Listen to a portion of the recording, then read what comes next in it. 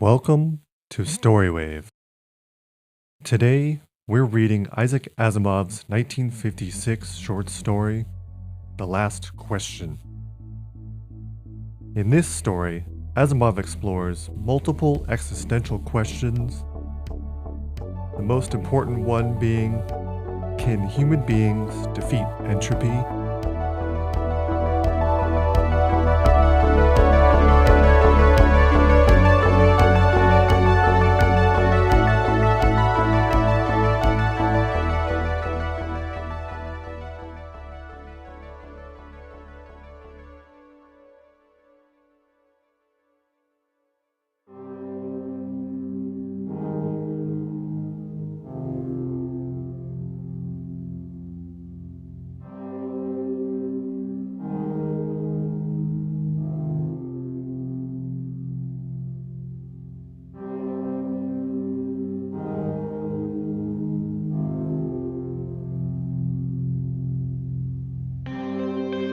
The last question was asked for the first time, half in jest, on May 21st, 2061, at a time when humanity first stepped into the light.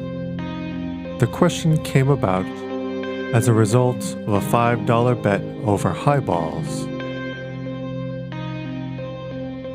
And it happened this way. Alexander Adele and Bertram Lupov were two of the faithful attendants of Multivac. As well as any human beings could, they knew what lay behind the cold, clicking, flashing face, miles and miles of face, of that giant computer. They had at least a vague notion of the general plan of relays and circuits that had long since grown past the point where any single human could possibly have a firm grasp of the whole. Multivac was self-adjusting and self-correcting. It had to be, for nothing human could adjust and correct it quickly enough or even adequately enough. So Adele and Lupov attended the monstrous giant only lightly and superficially, yet as well as any men could. They fed it data, adjusted questions to its needs, and translated the answers that were issued. Certainly they, and all others like them, were fully entitled to share in the glory that was Multivac's. For decades, Multivac had helped design the ships and plot the trajectories that enabled man to reach the Moon, Mars, and Venus, but past that, Earth's poor resources could not support the ships. Too much energy was needed for the long trips. Earth exploited its coal and uranium with increasing efficiency, but there was only so much of both. But slowly, Multivac learned enough to answer deeper questions more fundamentally, and on May 14th, 2061, what had been theory became fact. The energy of the sun was stored, converted, and utilized directly on a planet-wide scale. All Earth turned off its burning coal, its fissioning uranium, and flipped the switch that connected all of it to a small station, 1 mile in diameter, circling the Earth at half the distance of the Moon. All Earth ran by invisible beams of sun power. 7 days had not sufficed to dim the glory of it, and Adele and Lupov finally managed to escape from the public function and to meet in quiet where no one would think of looking for them, in the deserted underground chambers where portions of the mighty buried body of Multivac showed. Unattended, idling, sorting data with contented, lazy clickings, Multivac, too, had earned its vacation, and the boys appreciated that. They had no intention, originally, of disturbing it. They had brought a bottle with them, and their only concern at the moment was to relax in the company of each other and the bottle. "It's amazing when you think of it," said Adele. His broad face had lines of weariness in it, and he stirred his drink slowly with a glass rod, watching the cubes of ice flur clumsily about. All the energy we could possibly ever use for free. Enough energy, if we wanted to draw on it, to melt all Earth into a big drop of impure liquid iron and still never miss the energy so used. Forever, forever, and forever. Lupov cocked his head sideways. He had a trick of doing that when he wanted to be contrary, and he wanted to be contrary now, partly because he had to carry the ice and glassware. Not forever, he said. Oh hell, just about forever. Till the sun runs down, Bert. That's not forever. All right then, billions and billions of years. 20 billion, maybe. Are you satisfied? Lupov put his fingers through his thinning hair as though to reassure himself that some was still left, and sipped gently at his own drink. 20 billion years isn't forever. Well, it will last our time, won't it? So with the coal and uranium. Alright, and now we can hook up each individual spaceship to the solar station, and it can go to Pluto and back 1,000,000 times without ever worrying about fuel. You can't do that on coal and uranium. Ask Multivac if you don't believe me. I don't have to ask Multivac, I know that. Then stop running down what Multivac's done for us, said Adele, blazing up. It did all right. Who says it didn't? What I say is that a sun won't last forever. That's all I'm saying. We're safe for 20 billion years, but then what? Lupov pointed a slightly shaky finger at the other. And don't say we'll switch to another sun. There was silence for a while. Adele put his glass to his lips only occasionally, and Lupov's eyes slowly closed. They rested. Then Lupov's eyes snapped open. You're thinking we'll switch to another sun when ours is done, aren't you? I'm not thinking. Sure you are. You're weak on logic, and that's the trouble with you. You're like the guy in the story who was caught in a sudden shower and who ran to a grove of trees and got under one. He wasn't worried, you see, because he figured when one tree got wet through, he would just get under another one. I get it, said Adele. Don't shout. When the sun is done, the other stars will be gone, too. Darn right they will, muttered Lupov. It all had a beginning in the original cosmic explosion, whatever that was, and it'll all have an end when all the stars run down. Some run down faster than others. Hell, the giants won't last 100 million years. The sun will last 20 billion years, and maybe the dwarfs will last 100 billion, for all the good they are. But just give us 1 trillion years, and everything will be dark. Entropy has to increase to maximum. That's all. I know all about entropy, said Adele, standing on his dignity. The hell you do? I know as much as you do. Then you know everything's got to run down someday. All right. Who says they won't? You did, you poor sap. You said we had all the energy we needed forever. You said forever. It was Adele's turn to be contrary. Maybe we can build things up again someday, he said. Never. Why not? Someday. Ask Multivac. Never. You ask Multivac. I dare you. $5 says it can't be done. Adele was just drunk enough to try. Just sober enough to be able to phrase the necessary symbols and operations into a question which, in words, might have corresponded to this.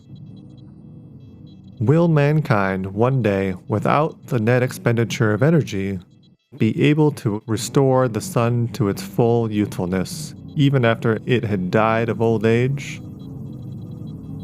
Or maybe it could be put more simply like this. How could the net amount of entropy of the universe be massively decreased? Multivac fell dead and silent. The slow flashing of lights ceased. The distant sounds of clicking relays ended. Then, just as the frightened technicians felt they could hold their breath no longer, there was a sudden springing to life of the teletype attached to that portion of the Multivac. 5 words were printed.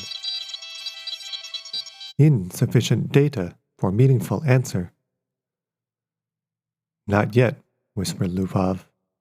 They left hurriedly.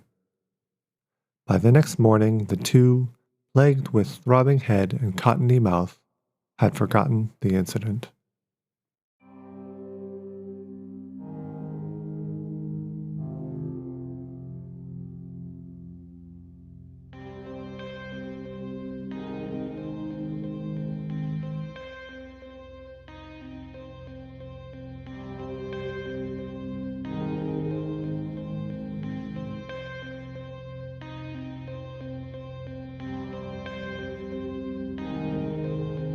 Jared, Jaredine, and Jaredette 1 and 2 watched the starry picture in the visiplate change as the passage through hyperspace was completed in its non-time lapse. At once, the even pattering of stars gave way to the predominance of a single bright marble disk centered. "That's X-23, said Jared confidently. His thin hands clamped tightly behind his back and the knuckles whitened. The little Jaredettes, both girls, had experienced the hyperspace passage for the first time in their lives and were self-conscious over the momentary sensation of inside-outness. They buried their giggles and chased one another wildly about their mother, screaming, "We've reached X-23! We've reached X-23! We've—" "Quiet, children," said Jaredine sharply. "Are you sure, Jared?" "What is there to be but sure?" asked Jared, glancing up at the bulge of featureless metal just under the ceiling. It ran the length of the room, disappearing through the wall at either end. It was as long as the ship. Jared scarcely knew a thing about the thick rod of metal except that it was called Microvac. That one asked it questions if one wished. That if one did, it still had its task of guiding the ship to a pre-ordered destination, of feeding on energies from the various subgalactic power stations, of computing the equation for the hyperspatial jumps. Jared and his family had only to wait and live in the comfortable residence quarters of the ship. Someone had once told Jared that the AC at the end of the Microvac stood for analog computer in ancient English, but he was on the edge of forgetting even that. Jaredine's eyes were moist as she watched the visiplate. "I can't help it. I feel funny about leaving Earth." "Why, for Pete's sake?" demanded Jared. "We had nothing there. We'll have everything on X-23. You won't be alone. You won't be a pioneer. There are over 1 million people on the planet already. Good Lord, our great-grandchildren will be looking for new worlds because X-23 will be overcrowded."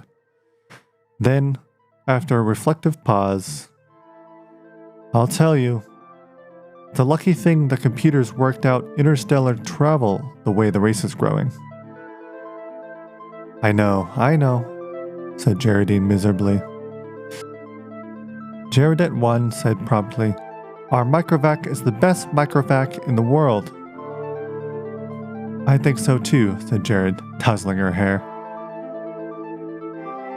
It was a nice feeling to have a Microvac of your own, and Jared was glad he was part of his generation, and no other. In his father's youth, the only computers had been tremendous machines taking up 100 square miles of land.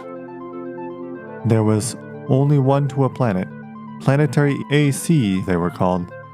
They had been growing in size steadily for 1,000 years, and then, all at once, came refinement. In place of transistors had come molecular valves so that even the largest planetary AC could be put into a space only half the volume of a spaceship. Jared felt uplifted, as he always did when he thought that his own personal microvac was many times more complicated than the ancient and primitive multivac that had first tamed the sun. And almost as complicated as Earth's planetary AC, the largest, that had first solved the problem of hyperspatial travel and had made trips to the stars possible. So many stars, so many planets, sighed Geraldine, busy with her own thoughts. I suppose families will be going to new planets forever, the way we are now. Not forever, said Jared with a smile. It will all stop someday, but not for billions of years. Many billions. Even the stars run down, you know. Entropy must increase. What's entropy, Daddy? Shrilled Geraldette too. Entropy, little sweet, is just a word which means the amount of running down of the universe. Everything runs down, you know. Like your little walkie-talkie robot, remember? Can't you just put in a new power unit, like with my robot? The stars are the power units, dear. Once they're gone, there are no more power units. Geraldette 1 at once set up a howl. Don't let them, Daddy. Don't let the stars run down.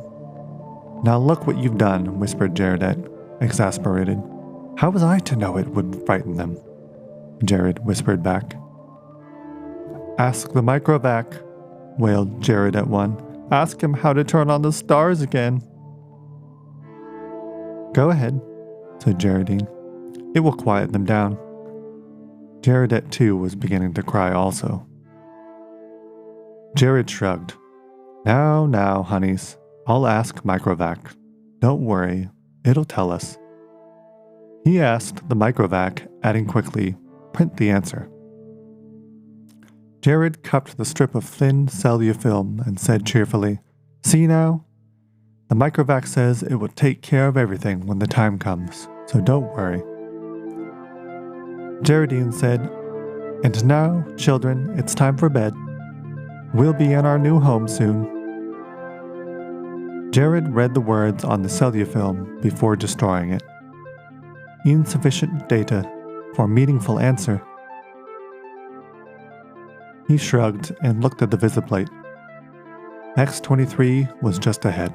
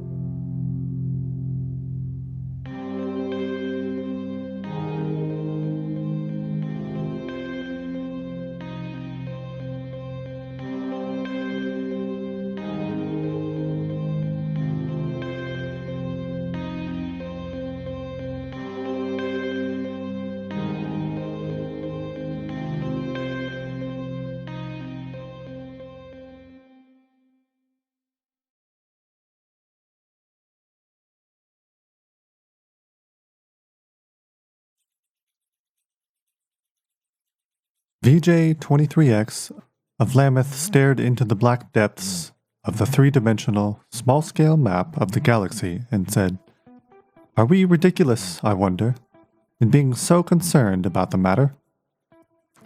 MQ-17J of Nikron shook his head. I think not. You know the galaxy will be filled in 5 years at the present rate of expansion. Both seemed in their early 20s, both were tall and perfectly formed. Still, said VJ-23X, I hesitate to submit a pessimistic report to the Galactic Council. I wouldn't consider any other kind of report. Stir them up a bit. We've got to stir them up. VJ-23X sighed. Space is infinite. 100 billion galaxies are there for the taking. More. 100 billion is not infinite, and it's getting less infinite all the time. Consider 20,000 years ago, mankind first solved the problem of utilizing stellar energy, and a few centuries later, interstellar travel became possible. It took mankind 1 million years to fill one small world, and then only 15,000 years to fill the rest of the galaxy. Now the population doubles every 10 years. VJ23X interrupted. We can thank immortality for that. Very well, immortality exists, and we have to take it into account. I admit, it has its seamy side, this immortality. The galactic AC has solved many problems for us, but in solving the problem of preventing old age and death, it has undone all its other solutions. Yet you wouldn't want to abandon life, I suppose. Not at all, snapped MQ-17J, softening it at once to, not yet. I'm by no means old enough. How old are you? 223. And you? I'm still under 200. But to get back to my point, population doubles every 10 years. Once this galaxy is filled, we'll have filled another in 10 years. Another 10 years and we'll have filled 2 more. Another decade, 4 more. In 100 years, we'll have filled 1,000 galaxies. In 1,000 years, 1,000,000 galaxies. In 10,000 years, the entire known universe. Then what? VJ23X said, as a side issue, there's a problem of transportation. I wonder how many sun power units it will take to move galaxies of individuals from one galaxy to the next. A very good point. Already, mankind consumes 2 sun power units per year. Most of it's wasted. After all, our own galaxy alone pours out 1,000 sun power units a year, and we only use 2 of those. Granted, but even with 100% efficiency, we only stave off the end. Our energy requirements are going up in a geometric progression even faster than our population. We'll run out of energy even sooner than we run out of galaxies. A good point. A very good point. We'll just have to build new stars out of interstellar gas. Or out of dissipated heat? Asked MQ-17J sarcastically. There may be some way to reverse entropy. We ought to ask the galactic AC. VJ23X was not really serious, but MQ-17J pulled out his AC contact from his pocket and placed it on the table before him. I've half a mind to, he said. It's something the human race will have to face someday. He stared somberly at his small AC contact. It was only 2 inches cubed, and nothing in itself. But it was connected through hyperspace with the great galactic AC that served all mankind. Hyperspace considered, it was an integral part of the galactic AC. MQ-17J paused to wonder if someday in his immortal life he would get to see the galactic AC. It was on a little world of its own, a spider webbing of force beams holding the matter, within which surges of sub-mesons took the place of the old clumsy molecular valves.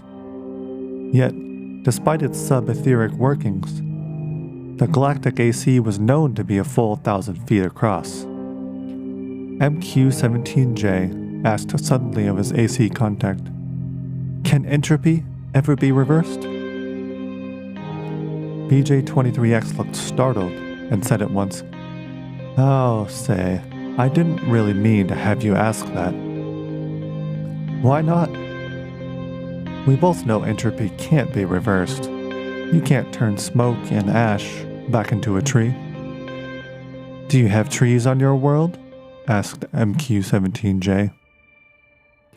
The sound of the galactic AC startled them into silence. Its voice came thin and beautiful out of the small AC contact on the desk. It said, "There is insufficient data for a meaningful answer." VJ-23X said, "See?" The two men thereupon returned to the question of the report they were to make to the Galactic Council.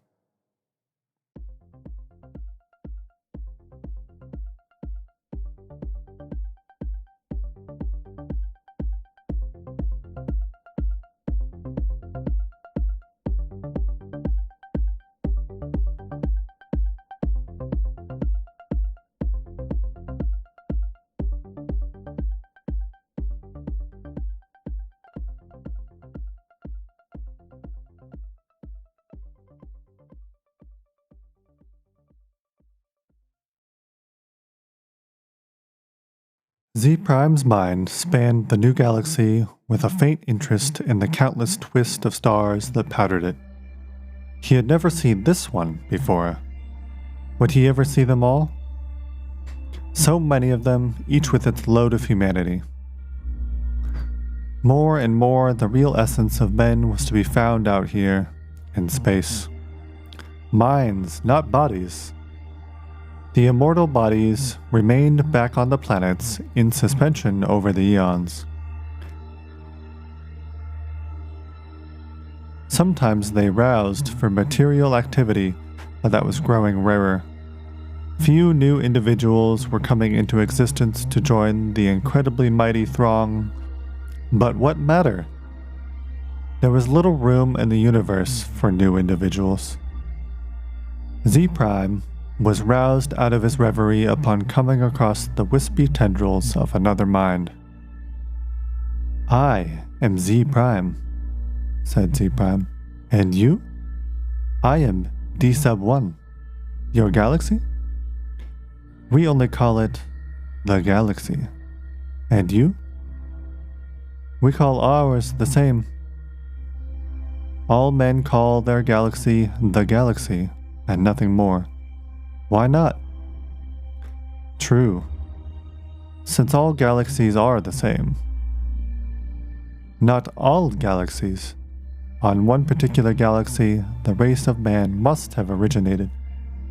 That makes it different. Z-Prime said, "On which one?" "I cannot say.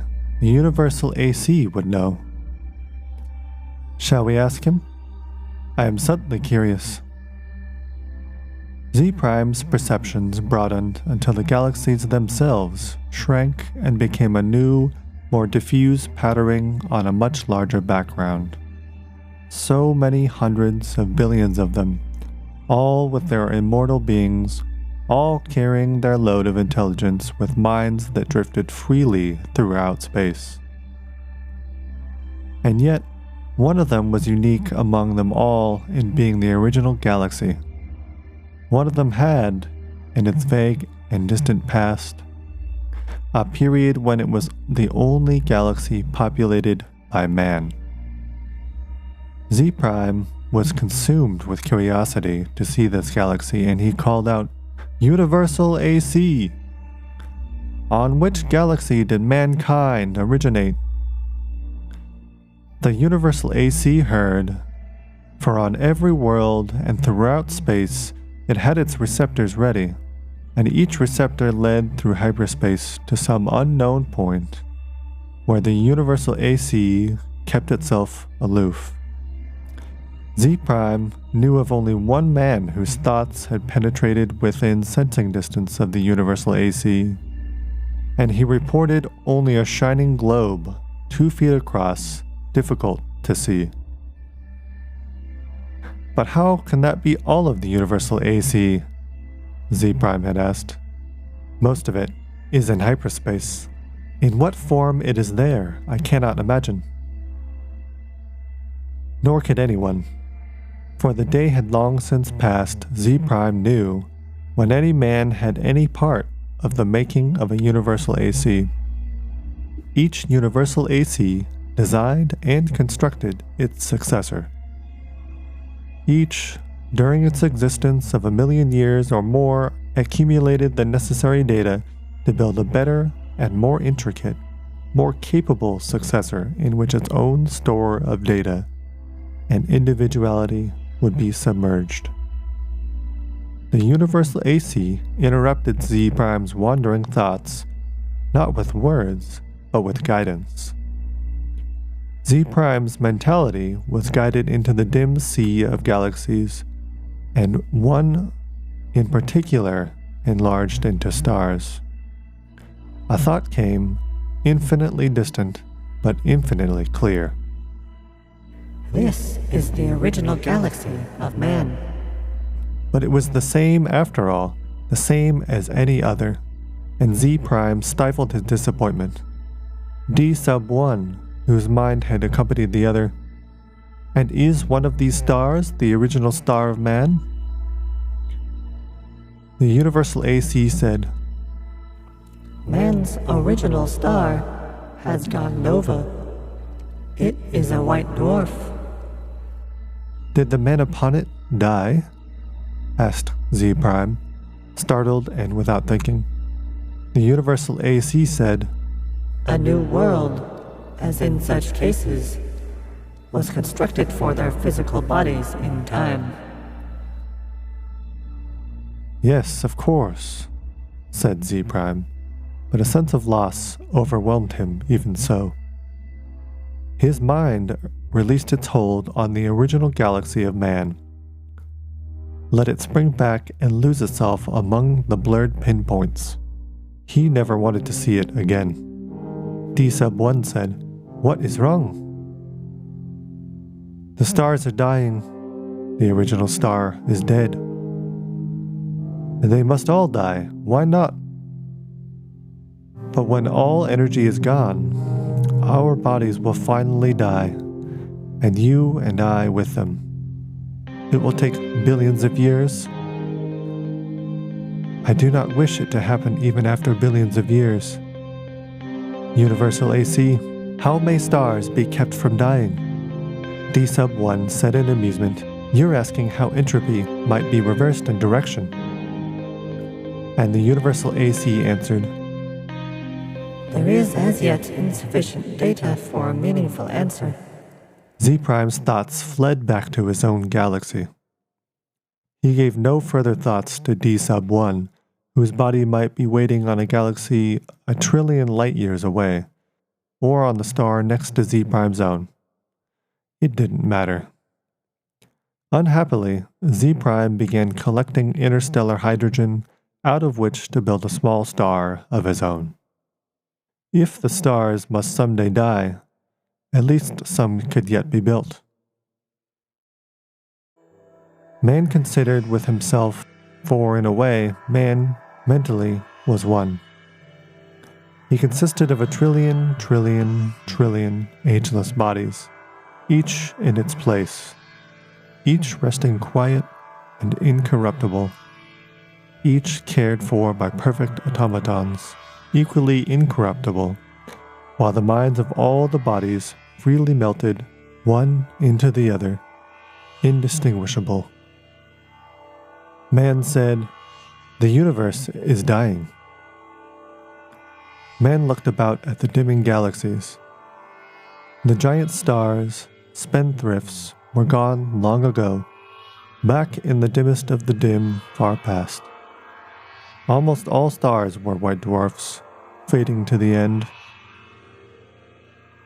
New stars had been built of the dust between the stars, some by natural processes, some by man himself, and those were going too. White dwarfs might yet be crashed together, and of the mighty forces so released, new stars built, but only one star for every 1,000 white dwarfs destroyed, and those would come to an end too. Man said, Carefully husbanded, as directed by the cosmic AC, the energy that is even yet left in all the universe will last for billions of years. But even so, said man, Eventually, it will all come to an end. However it may be husbanded, however stretched out, the energy once expended is gone and cannot be restored. Entropy must increase forever to the maximum. Man said, "Can entropy not be reversed? Let us ask the cosmic AC." The cosmic AC surrounded them, but not in space. Not a fragment of it was in space. It was in hyperspace and made of something that was neither matter nor energy. The question of its size and nature no longer had meaning in any terms that man could comprehend. "Cosmic AC," said man, "how can entropy be reversed?" The cosmic AC said, "There is as yet insufficient data for a meaningful answer."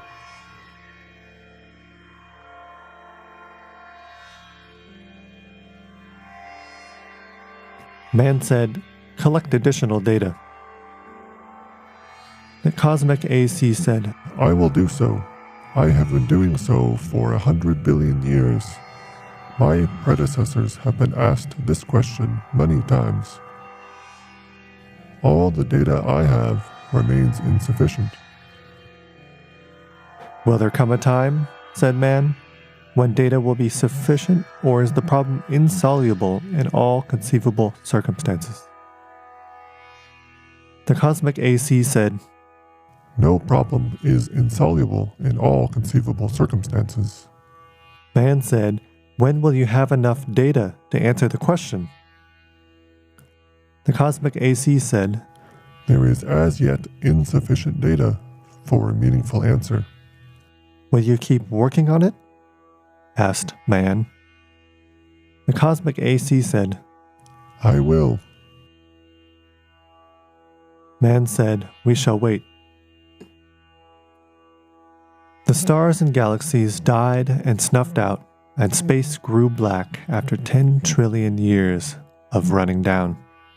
One by one, man fused with AC, each physical body losing its mental identity in a manner that was somehow not a loss, but a gain. Man's last mind paused before fusion, looking over a space that included nothing but the dregs of one last dark star and nothing besides but incredibly thin matter, agitated randomly by the tag ends of heat wearing out asymptotically to the absolute zero. Man said, "AC, is this the end? Can this chaos not be reversed into the universe once more? Can that not be done?" AC said, "There is as yet insufficient data for a meaningful answer."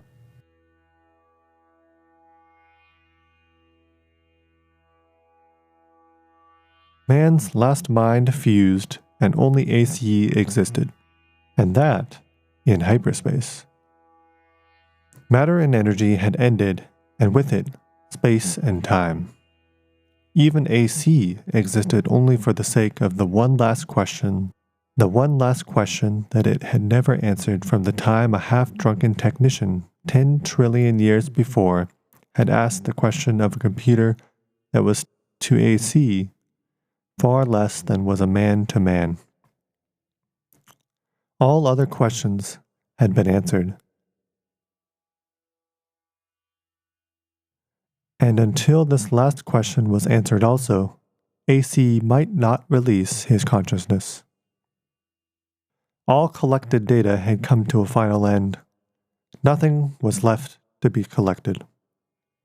But all collected data had yet to be completely correlated and put together in all possible relationships. A timeless interval was spent in doing that. And it came to pass that AC learned how to reverse the direction of entropy. But there was now no man to whom AC might give the answer of the last question. No matter. The answer, by demonstration, would take care of that, too. For another timeless interval, AC thought how best to do this. Carefully, AC organized the program. The consciousness of AC encompassed all of what had once been a universe and brooded over what was now chaos. Step by step, it must be done. And AC said, "Let there be light." And there was light.